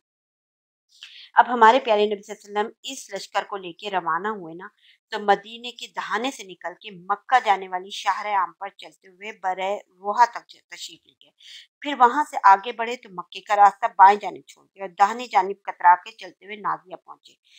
बेसिकली थी तो मंजिल मकसूद बदर थी, लेकिन रास्ता चेंज करते हुए जा रहे हैं। फिर नाजिया के एक गोशे से गुजरकर वादी रुहकान पार की। ये नाजिया और दर्रा सुफरा के दरमियान एक वादी है। इस वादी के दर्रा सुफरा से गुजरे, फिर दर्रे से उतर के वादी सुफरा के करीब जा पहुंचे। वहां से कबीला फिर वहां जब पहुंचे ना, वहां से कबीला जहीना के दो आदमियों यानी बसीस बिन उमर और अदी बिन अबी जख्बा को काफिले के हालात का पता लगाने के लिए बदर रवाना फरमाया कि आपने वहाँ पे भेजा ताकि पता चले कि अबू सुफियान का जो काफिला आ रहा है उसकी क्या पोजीशन है, वो वहां तक पहुंच गया है या अभी नहीं पहुंचा, ये क्या है ना। तो ये देखें आपने ये आखिर एक यहाँ पे बात आती है कि हमारे पेरेंट्स ने बदरी का इंतखाब क्यों किया था अबू सुफियान के काफिले को पकड़ने को कैच करने के लिए, वहां पे बदरी का इंतखाब क्यों किया था, तो इसकी भी एक वजह है ना। देखिए हमारे प्यारे नबी सल्लल्लाहु अलैहि वसल्लम की मंजिल मकसूद बदर था, क्यों? क्योंकि अबू सुफियान का काफिला जिस कारवानी शाहरा से आ रहा था ना, वो मुकाम बदर से गुजरती थी और दस्तूर ये था कि काफिले यहाँ पहुंच के ना पड़ाव डालते थे। और ये मुकाम बदर कोई 1 मील लंबा और इससे कुछ कम चौड़ा एक मैदान है जो हर तरफ ना बुलंदो बाला और नाकाबिल अबूर पहाड़ों से घिरा हुआ है। तो आने जाने के लिए ना इन पहाड़ों के दरमियान में सिर्फ 3 या 4 रास्ते हैं। तो आप सल्लल्लाहु अलैहि वसल्लम का प्लान गालिबन ये था कि काफिला यहाँ उतर पड़े, इसके बाद इन रास्तों को बंद करके उसे घेर लिया जाए। इस सूरत में कोई आदमी या कोई ऊँट भी बचकर नहीं जा सकता था। गालिबन इसीलिए ना धीमी रफ्तार से और बदर रुख से कदरे हट कर तशरीफ लेके आ रहे थे। ये जंगी वो उसकी तैयारी थी, यानी काफिले को पकड़ने उसके पहुंचने की काफिले तक। अच्छा, अब दूसरी तरफ देखें ना, तो ये जो काफ़िला अबू सुफ़ियान के काफ़िले की जिसके लिए ये सब हो रहा था, उसकी सूरत-ए-हाल क्या थी? उसकी सूरत-ए-हाल ये थी कि अबू सुफ़ियान जो था ना, जो इस काफ़िले का निगहबान था ना, वो हद दर्जा मोहताज शख़्स था ना, इसलिए वो हालात का ना मुसलसल पता लगाता रहता था और रास्ते में ना जिन-जिन लोगों से, जिन-जिन काफ़िलों से उसकी मुलाकात होती थी ना, उनसे कैफ़ियत दरियाफ़्त करता आ रहा था ना, तो उसे जल्द ही ना ये अंदेशा कवी हो गया कि मोहम्मद सल्लल्लाहु अलैहि वसल्लम ने सहाबा इकराम को ना काफ़िले पर हमले की दावत दे दी है ना। तो उसने क्या किया, उसने फ़ौरन ही ना ज़मज़म बिन उम्र गफ़ारी को ना उजरत देकर ना मक्का भेज दिया ना और वहाँ जाके काफ़िले की हिफाज़त के लिए ना कुरैश में नफ़ीर आम की सदा लगवाई ना। तो उसने ज़मज़म ने बहुत तेज़ी से वहाँ से निकला अबू सुफ़ियान के काफ़िले से और बहुत तेज़ी से निकल के ना मक्का पहुँचा और मक्का पहुँच के ना अरब दस्तूर के मुताबिक क्या किया उसने कि अपने ऊँट की ना नाक चीरी और कजावा उल्टा और कुर्ता फाड़ वादी मक्का में ना इसी ऊँट पर खड़े होकर आवाज़ लगाई ज़ोर-ज़ोर से कि ए जमात कुरैश, काफ़िला काफ़िला, तुम्हारा माल जो अबू सुफ़ियान के हमरा इस पर मोहम्मद सल्लल्लाहु अलैहि वसल्लम और इसके साथ ही धावा बोलने जा रहे हैं। मुझे यकीन नहीं कि तुम इसे पा सकोगे, मदद मदद। अब यानी उसने इस जोरदार तरीके से आवाज़ लगाई कि ये आवाज़ सुनकर ना लोग हर तरफ से ना मक्का के लोग दौड़ पड़े और फिर और गुस्से में तो वो वैसे ही थे, तैयार बैठे हुए थे और कहने लगे कि मोहम्मद सल्लल्लाहु अलैहि वसल्लम और इसके साथ ही समझते हैं कि काफिला भी इब्न हजरी के काफिले जैसा है। जी नहीं, हरगिज़ नहीं, अल्लाह की कसम इन्हें पता चल जाएगा कि हमारा मामला कुछ और है। तो चुनांचे क्या हुआ क्या कि सारे मक्का में ना अब 2 ही तरह के लोग थे ना। एक वो थे जो खुद निकल रहा था या फिर ये कि अपनी जगह किसी और को भेज रहा था। यानी इस तरह गोया सभी निकल पड़े। खुसूसन मौजूसी ने मक्का में से ना कोई भी पीछे नहीं रहा था। सिर्फ अबू लहब था जिसने अपनी जगह एक कर्जदार को भेजा था। फिर और गिरदो पेश के भी जो कबाइल थे ना, उन अरब कबाइल को भी उन्होंने कुरैश ने भर्ती कर लिया अपने साथ ना, और खुद कुरैशी कबाइल में से भी ना सिवाय बनु अदी के ना कोई भी पीछे ना रहा था। अलबत्ता बनु अदी के जो ना किसी भी आदमी ने जंग में शिरकत नहीं की थी। और बनु अदी कौन थे? बनु अदी जो ना हजरत उमर रजी अल्लाह ताला अन्हु का कबीला था ना। ठीक है। अब जो ये लोग जो निकले ना मक्का वाले, इब्तिदा में तो मक्की लश्कर की तादाद ना 1300 थी, जिनके पास 100 घोड़े थे। अब ये आप ये देखिए यहाँ मुआवजा कीजिए, इनके पास कितने घोड़े? 100 घोड़े। और अभी मैंने क्या बताया था, जो हमारे प्यारे नबी सल्लल्लाहु अलैहि वसल्लम अपने जिस काफले की तलाश में निकले थे, तो साथ कितने घोड़े थे? सिर्फ 2 घोड़े थे। और यहाँ कितने? 100 घोड़े हैं, 600 जर्रे हैं इनके पास। ऊंट इस कदर कसरत से थे कि जिनकी ठीक ठीक तादाद ही नहीं मालूम हो सकी। और लश्कर का जो सिपा सालार था ना, अबू जहल बिन हिशाम था। कुरैश के 9 मोअज़्ज़िज़ आदमी इसकी रसद के ज़िम्मेदार थे। यानी जो रसद के ज़िम्मेदार का मतलब है गल्ला या ज़ख़ीरा जो लश्कर या काफ़िले वग़ैरह अपने हमरा लेके जाते हैं ना, उनके ज़िम्मेदार थे। अब जब ये मक्की लश्कर ना रवानगी के लिए तैयार हो गया ना, तो उस वक़्त कुरैश को याद आया इन लोगों को कि कबाइल बनु बकर से इनकी दुश्मनी जंग चल रही है ना, तो इसलिए इन्हें खतरा महसूस हुआ कि कहीं ये कबाइल पीछे से हमला ना कर दें और इस तरह वो दुश्मनों के पीछ में ना गिर जाए ना। अब करीब था कि ये ख्याल कुरैश को इनकी इरादा जंग से रोक भी लेता, लेकिन ऐन इस वक्त इब्लीस लईन जो है ना, वो कनाना के सरदार सराका बिन मालिक बिन जाशम मदलजी की शक्ल में नमदार हुआ और बोला, मैं भी तुम्हारा रफीकी का हूँ, इस बात की जमानत देता हूँ कि बनु कनाना तुम्हारे पीछे कोई नागवार काम ना करेंगे। अब इस जमानत के बाद अहले मक्का अपने घरों से निकल पड़े और जैसा कि इरशाद है ना, इतराते हुए, लोगों को अपनी शान दिखाते हुए, अल्लाह की राह से रोकते हुए मदीने की जानिब रवाना हुए। हमारे प्यारे नबी सल्लल्लाहु अलैहि वसल्लम का इरशाद है ना इस बारे में कि अपनी धार और हथियार लेकर अल्लाह से खार खाते हुए, इसके रसूल सल्लल्लाहु अलैहि वसल्लम से खार खाते हुए, जोश इंतकाम से चूर, जज्बा हमियत और गजब से मखमूर, इस पर किचकिचाए हुए कि रसूल अल्लाह और आपके सहाबा ने अहले मक्का के काफिलों पे आंख उठाने की जुर्रत कैसे की। खैर बहरहाल ये लोग निहायत तेज रफ्तारी से शुमाल के रुख पर बदर की जानिब चले और ये जा ही रहे थे, बदर की जानिब चल रहे थे कि जब वादी असफान और कदीद से गुजरे ना और गुजर कर वहां से जोफा पहुंचे ना, तो अबू सुफियान का इन्हें एक नया पैगाम मौसूल है। यानी एक तो अबू सुफियान ने पहले जमजम को भेजा था, जमजम बिन उमरों को, और उसने ऐलान किया था जिसकी बेस पे ये निकले।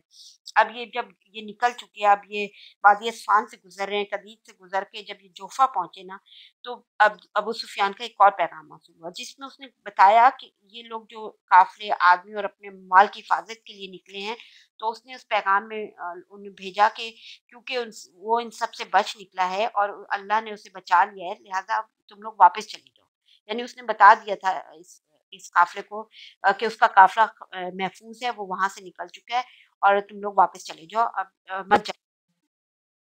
लेकिन देखें अबू सुफियान के, अब यहाँ इससे पहले कि मैं आगे बताऊं, अभी यहाँ पे मैं एक बात बताती हूँ कि अबू सुफियान जो है ना उसके बच निकलने की तफसील बताती हूँ कि वो आखिर कैसे बच निकला, जबकि वहां पे उसने उसी रास्ते से गुजरना था। बदर में हमारे प्यारे नबी सल्लल्लाहु अलैहि वसल्लम अपने साथियों के साथ वहां पहुंच रहे थे।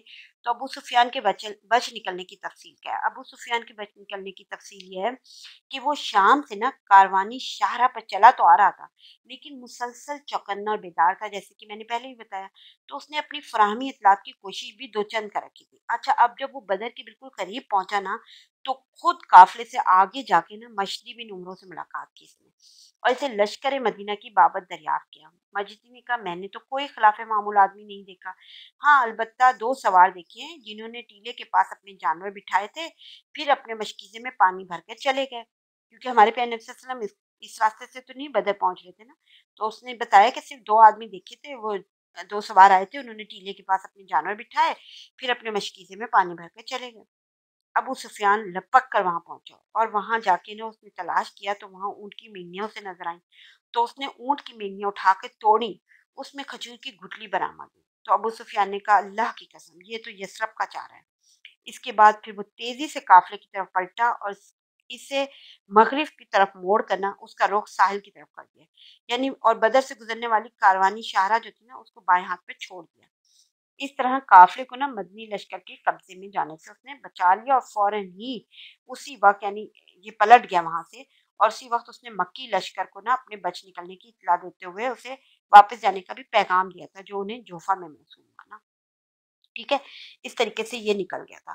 اب یہ پیغام سن کر نا مکی لشکر نے چاہا کہ واپس چلے جائیں، لیکن قریش کے جو لشکر تھا نا اس میں ابو جہل موجود تھا، وہ طاغوت اکبر، تو اس نے تو نہایت غرور اور تکبر سے بولا کہ اللہ کی قسم ہم واپس نہ ہوں گے، یہاں تک کہ بدر جا کے وہاں 3 روز قیام کریں گے اور اس دوران اونٹ ذبح کریں گے، لوگوں کو کھانا کھلائیں گے، شراب پلائیں گے، لونڈیاں ہمارے لیے گانا گائیں گے اور سارا عرب ہمارا اور ہمارے اس سفر و اجتماع کا حال سنے گا۔ اس طرح ہمیشہ کے لیے ان پر ہماری دھاک بیٹھ جائے گی۔ یہ تھے ان کی سوچ۔ اب جبکہ دیکھیں اس وقت اس موقع پہ نا ابو جہل کے برخلاف جو ہے نا اخنس بن شریک جو تھا نا اس نے مشورہ دیا کہ واپس چلے چلو، مگر لوگوں نے اس کی بات نہ مانی۔ اس لیے اس نے کیا کیا، بنو زہرہ کے لوگوں کو ساتھ لے کے واپس ہو گیا تھا، کیونکہ وہ بنو زہرہ کا حلیف اور اس لشکر میں ان کا سردار بھی تھا نا، تو بنو زہرہ کی کل تعداد کوئی 300 تھی اور ان کا کوئی بھی آدمی پھر اس طرح جنگ بدر میں حاضر نہیں ہوا۔ بعد میں بنو زہرہ نا اخنس بن شریک کی رائے پہ حق درجہ شاد و فراہم بھی تھے نا، اور پھر ان کے اندر ان کی تعظیم و تعداد بھی ہمیشہ برقرار رہی۔ خیر، بنو زہرہ کے علاوہ جو ہے نا بنو ہاشم نے بھی اس کے بعد چاہا کہ واپس چلے جائیں، لیکن ابو جہل نے اس وقت پہ بڑی سختی کی اور کہا کہ جب تک ہم واپس نہ ہوں گے یہ گروہ ہم سے الگ نہ ہونے پائے نا، تو اسٹرک ہو گیا تھا بہت زیادہ۔ تو غاز لشکر نے پھر اپنا سفر جاری رہا۔ بنو زہرہ کی واپسی کے بعد اب اس کی تعداد نا 1000 رہ گئی تھی اور اس کا روکنا بدر کی جانب تھا۔ پھر بدر کے قریب پہنچ کر نا اس لشکر نے ایک ٹیلے کے پیچھے پڑاؤ ڈالا اور یہ ٹیلا نا وادی کی حدود پر جنوبی دانے کے پاس واقع ہے۔ ٹھیک ہے، اب دیکھیں یہ تو تھا یہ قریش کا لشکر یہاں پہنچ گیا ہے۔ اب دوسری طرف اب مسلمانوں کے حالات بتاتی ہوں کہ اسلامی لشکر کی کیا حالت تھی اس وقت کے ادھر۔ جب مدینہ کے ذرائع اطلاعات رسول صلی اللہ علیہ وسلم کو جب کہ ابھی آپ صلی اللہ علیہ وسلم راستے ہی میں تھے نا اور وادی زفران سے گزر رہے تھے، تو قافلے اور لشکر دونوں کے متعلق اطلاعات فراہم کی تھی، کیونکہ ہمارے پیارے نبی صلی اللہ علیہ وسلم کو یعنی وادی زفران سے گزرتے ہوئے یہ معلوم ہو چکا تھا، پتہ چل گیا تھا کہ جو ابو سفیان کا قافلہ جس کے لیے یہ بدر پہنچ رہے ہیں وہ نکل چکا ہے، اس نے راستہ چینج کر لیا اور چلا گیا۔ لیکن یہ بھی ساتھ پتہ چل گیا تھا کہ مکہ سے ایک لشکر تیار ہو کے ان سے جنگ کرنے کے لیے بدر کے مقام پر پہنچ رہے ہیں نا۔ تو اب یہ صورتحال نا کافی یعنی جسے کہتے ہیں اچانک کی صورتحال تھی اور ایک پریشان کن صورتحال تھی۔ تو ہمارے پیارے نبی صلی اللہ علیہ وسلم نے پھر ان تمام اطلاعات کا نا گہرائی سے جائزہ لیا، لیکن جب گہرائی سے جائزہ لیا نا ہمارے پیارے نبی صلی اللہ علیہ وسلم نے، تو اب ہمارے پیارے نبی صلی اللہ علیہ وسلم نے جائزہ لینے کے بعد ایک سیکنڈ ان اطلاعات کا گہرائی سے جائزہ لینے کے بعد ہمارے پیارے نبی صلی اللہ علیہ وسلم نے یقین کر لیا تھا کہ اب ایک خونریز ٹکراؤ کا وقت آ گیا ہے اور ایک ایسا اقدام ناگزیر ہے جو شجاعت و بصالت اور جرت و جسارت پر مبنی ہو۔ کیوں، دیکھیں نا اب اس پہ غور کریں کہ کتنی گہری سوچ ہے ہمارے پیارے نبی صلی اللہ علیہ وسلم نے، کتنا سوچ، اب ذرا غور کیجیے گا یہ جو بات میں کہہ رہی ہوں۔ دیکھیں نا کیونکہ یہ بات قطعی تھی نا کہ اگر مکی لشکر کو اس علاقے میں یوں ہی دندناتا ہوا پھرنے دیا جاتا تو اس سے قریش کی فوجی ساکھ کو بڑی قوت پہنچتی اور ان کی سیاسی بالادستی کا دائرہ دور تک پھیل جاتا اور مسلمانوں کی آواز دب کر کمزور ہو جاتی۔ اور اس کے بعد اسلامی دعوت کو ایک بے روح ڈھانچہ سمجھ کر اس علاقے کا ہر کس و ناقص جو اپنے سینے میں اسلام کے خلاف کینہ و دعوت رکھتا تھا نا شر پر آمادہ ہو جاتا۔ پھر ایک اور بات، ان سب باتوں کے علاوہ آخر اس کی کیا ضمانت تھی کہ مکی لشکر مدینہ کی جانب پیش قدمی نہیں کرے گا اور مارکے کو مدینہ کی 4 دیواری تک منتقل کر کے مسلمانوں کو ان کے گھروں میں گھس کر تباہ کرنے کی ضرورت اور کوشش نہیں کرے گا، کیونکہ یہ تو پہلے ہی تیار تھے نا۔ جی ہاں، اگر مدنی لشکر کی جانب سے ذرا بھی گریز کیا جاتا نا تو یہ سب کچھ ممکن تھا، اور اگر ایسا نہ بھی ہوتا نا تو مسلمانوں کی ہیبت و شہرت پر تو بہرحال اس کا نہایت ہی برا اثر پڑتا۔ تو حالات کی اس اچانک اور پر خطر تبدیلی کے پیش نظر ہمارے پیارے نبی صلی اللہ علیہ وسلم نے ایک اعلیٰ فوجی مجلس شورا منعقد کی، جس میں درپیش صورتحال کا تذکرہ فرمایا اور اپنے تمام صحابہ کرام سے تبادلہ خیالات کیا۔ اس موقع پر نا ایک گروہ خونریز ٹکراؤ کا نام سن کر کانپ بھی اٹھا اور اس کا دل لرزنے اور دھڑکنے لگا تھا، لیکن جہاں تک قائدین لشکر کا تعلق ہے نا تو حضرت ابو بکر صدیق رضی اللہ تعالیٰ عنہ اٹھے اور نہایت اچھی بات کہی۔ پھر حضرت عمر بن خطاب رضی اللہ تعالیٰ عنہ اٹھے، انہوں نے بھی نہایت عمدہ بات کی۔ پھر حضرت مقداد بن عمرو رضی اللہ تعالیٰ عنہ اٹھے اور پھر انہوں نے کیا کہا تھا، انہوں نے کہا تھا کہ اے اللہ کے رسول صلی اللہ علیہ وسلم، अल्लाह ने आपको जो राह दिखलाई है इस पर रवां दवा रहिए। हम आप वसल्लम के साथ हैं। अल्लाह की कसम हम आप वसल्लम से वो बात नहीं कहेंगे जो बनी इसराइल ने मूसा अलैहिस्सलाम से कही थी। यानी बनी इसराइल ने जो अपने बनी इसराइल जो कौम थी उसने जो अपने पैगंबर से बात की वो हम नहीं कहेंगे ना। अब बनी इसराइल ने मूसा अलैहिस्सलाम से क्या बात कही थी? सूरह माइदा में आता है ना, आयत नंबर 24 है, तुम और तुम्हारा रब जाओ, लड़ो, हम यहीं बैठे हैं। ये सूरह माइदा की आयत नंबर 24 है, आप इसकी तफसीर पढ़ लीजिएगा। तो हज़रत मिक़दाद रज़ियल्लाहु ताला अन्हु ने कितना अच्छे तरीके से कहा कि हम ये बात नहीं कहेंगे जो बनी इसराइल ने अपने नबी से कही थी, बल्कि हम कहेंगे कि आप सल्लल्लाहु अलैहि वसल्लम और आप सल्लल्लाहु अलैहि वसल्लम के परवरदिगार चलें और लड़ें, और हम भी आप सल्लल्लाहु अलैहि वसल्लम के साथ लड़ेंगे। इस ज़ात की कसम जिसने आप सल्लल्लाहु अलैहि वसल्लम को हक़ के साथ मबऊस फरमाया है, अगर आप सल्लल्लाहु अलैहि वसल्लम हमको बरके का मात तक ले चले तो हम रास्ते वालों से लड़ते भिड़ते आप सल्लल्लाहु अलैहि वसल्लम के साथ वहाँ भी चलेंगे। बरके का मात काफ़ी दूर का रास्ता है ना। तो हमारे प्यारे नबी सल्लल्लाहु अलैहि वसल्लम ने इनके हक में फिर कलमा खैर इरशाद फरमाया था और दुआ भी की थी ना। अब देखिए, लेकिन ये तीनों कमांडर जो है ना महाजरीन में से थे, और जिनकी तादाद ना इस वक्त इस गज़वे में ना लश्कर में कम थी। तो हमारे प्यारे नबी सल्लल्लाहु अलैहि वसल्लम की ना दिल से ख्वाहिश थी कि अंसार की राय मालूम करें ना, क्योंकि वही लश्कर में अक्सरियत रखते थे ना, और मार्के का असल बोझ तो फिर उन्हीं के शानों पे पड़ने वाला था। जबकि देखा जाए तो बैत अक़बा की रोह से ना इन पर लाजिम नहीं था कि मदीने से बाहर निकल कर जंग करें। इसलिए हमारे प्यारे नबी सल्लल्लाहु अलैहि वसल्लम ने मज़कूरा तीनों हज़रात की बातें सुनने के बाद फिर फरमाया, लोगों मुझे मशवरा दो, यानी दोबारा मशवरा मांगा ना। एक चीज़ तो यहाँ पे आप ये देखें कि हमारे प्यारे नबी सल्लल्लाहु अलैहि वसल्लम मशवरा लेते थे, इसीलिए हमें भी मशवरा लेना चाहिए। जब कोई अहम फैसला करने जा रहे हैं उसके लिए मशवरे का हुक्म दिया जाता है ना कि मशवरा लेना चाहिए। तो आप सल्लल्लाहु अलैहि वसल्लम ने फरमाया, दोबारा फरमाया कि लोगों मुझे मशवरा दो।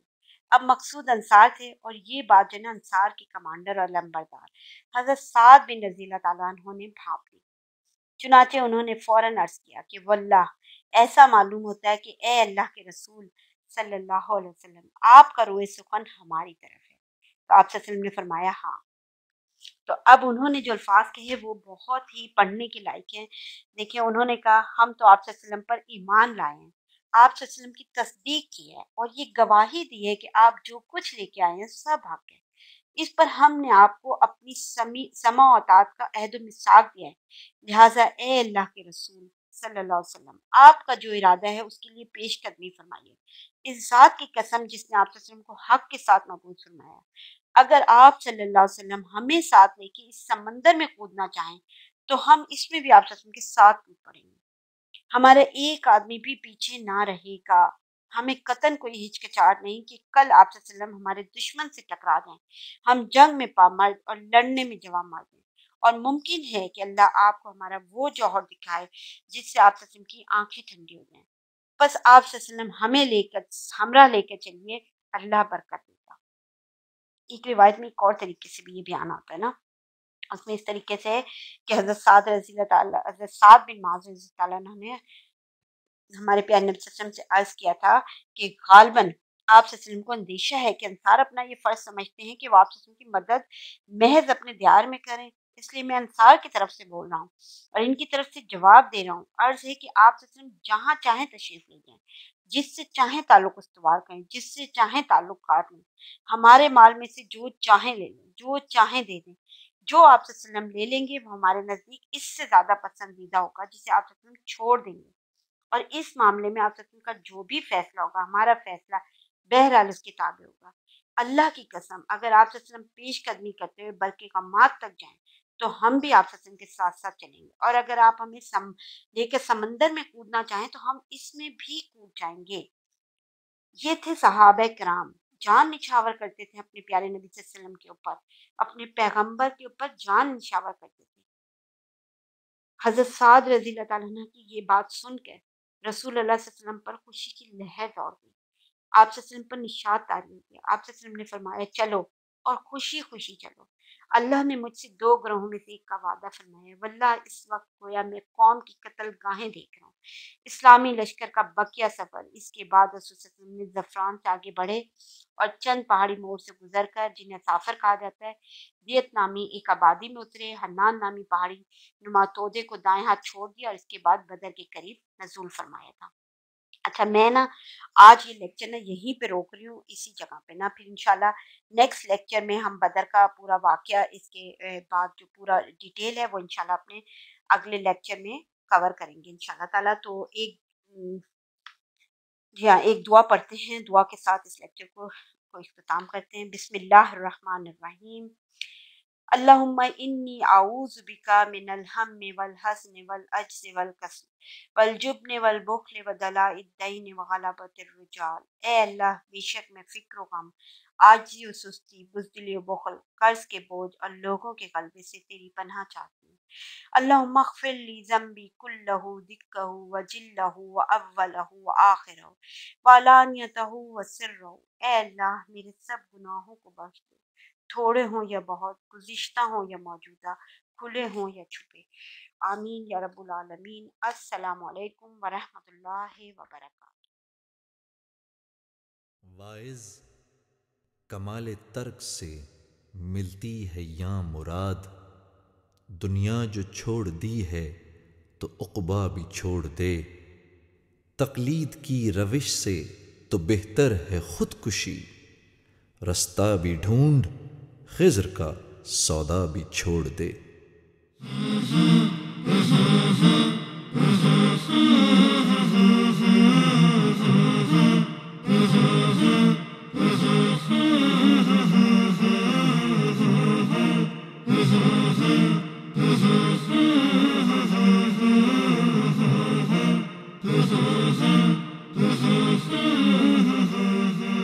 محمد کا روضہ قریب آ رہا ہے، بلندی پہ اپنا نصیب آ رہا ہے۔ محمد کا روضہ قریب آ رہا ہے، بلندی پہ اپنا نصیب آ رہا ہے۔ فرشتوں یہ دے دو پیغام ان کو، خبر جا کے دے دو ان کو، فرشتوں کے خادم تمہارا سعید آ رہا ہے، کہ خادم تمہارا سعید آ رہا ہے۔ مدینہ مدینہ مدینہ مدینہ بڑا لطف دیتا ہے نام مدینہ۔ مدینہ مدینہ مدینہ مدینہ بڑا لطف دیتا ہے نام مدینہ۔ وفا تم نہ دیکھو کہ ہرگز کسی میں، زمانہ وہ ایسا قریب آ رہا ہے۔ حفاظت کرو اپنے ایمان و دین کی، زمانہ وہ ایسا عجیب آ رہا ہے۔ محمد کا روضہ قریب آ رہا ہے، بلندی پہ اپنا نصیب آ رہا ہے۔ فرشتوں یہ دے دو پیغام ان کو، خبر جا کے دے دو ان کو، فرشتوں کے خادم تمہارا سعید آ رہا ہے، کہ خادم تمہارا سعید آ رہا ہے۔ مدینہ مدینہ مدینہ مدینہ بڑا لطف دیتا ہے نام مدینہ۔ مدینہ مدینہ مدینہ مدینہ بڑا لطف دیتا ہے نام مدینہ۔ تمہیں کچھ خبر ہے کہاں جا رہا ہوں، رسول خدا ہے وہاں جا رہا ہوں۔ تمہیں کچھ خبر ہے میں کیا پا رہا ہوں، محبت کا ان کی مزہ پا رہا ہوں۔ چلو جا کے رہنا مدینے میں، اب تو قیامت کا منظر قریب آ رہا ہے، فرشتوں یہ دے دو پیغام ان کو، خبر جا کے دے دو ان کو، فرشتوں کے خادم تمہارا سعید آ رہا ہے، کہ خادم تمہارا سعید آ رہا ہے۔ مدینہ مدینہ مدینہ مدینہ بڑا لطف دیتا ہے نام مدینہ، مدینہ مدینہ مدینہ مدینہ بڑا لطف دیتا ہے نام مدینہ۔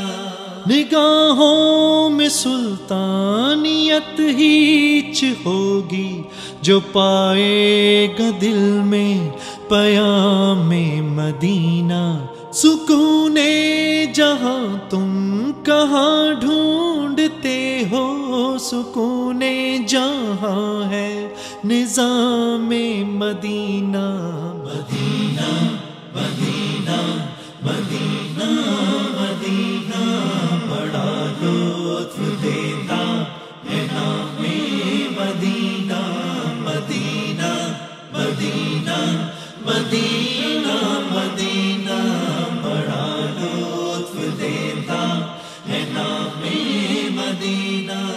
محمد کا روضہ قریب آ رہا ہے، بلندی پہ اپنا نصیب آ رہا ہے، محمد کا روضہ قریب آ رہا ہے، بلندی پہ اپنا نصیب آ رہا ہے، فرشتوں یہ دے دو پیغام ان کو، خبر جا کے دے دو ان کو، فرشتوں کے خادم تمہارا سعید آ رہا ہے، کہ خادم تمہارا سعید آ رہا ہے۔ مدینہ مدینہ